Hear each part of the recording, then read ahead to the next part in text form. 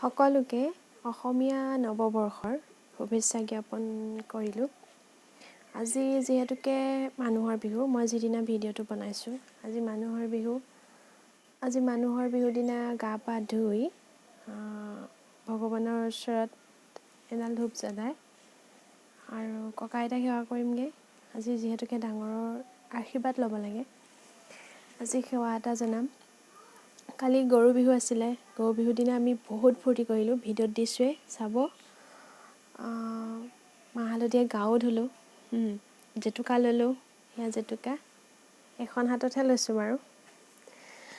জেতুকা ল'লোঁ, 100 এবিধ শাক খালোঁ আমি, 100 এবিধ পাচলি শাক। কিন্তু তাৰ সোৱাদটো কিন্তু বেলেগ, তিতা মিঠা কেঁহা, খাবলৈ বহুত বেয়া, তথাপিতো খাব লাগে বোলে, স্বাস্থ্যৰ কাৰণে ভাল হয়।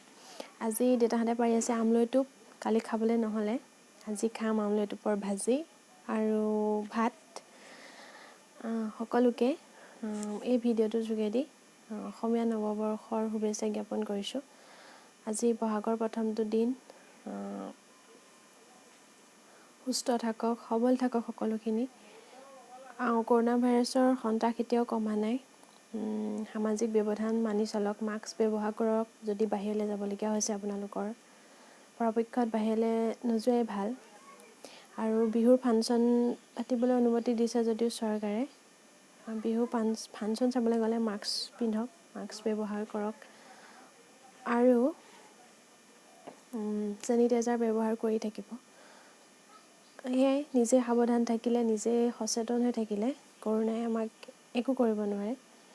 চাফ চিকুণ হৈ থাকক, সুস্থ হৈ থাকক আৰু মোৰ ভিডিঅ'সমূহ চাই যদি ভাল পায়, লাইক কৰিব, ছাবস্ক্ৰাইব কৰিব আৰু কমেণ্ট কৰিব। আৰু কালি জেতুকা ল'লে নাই কমেণ্ট কৰি জনাব।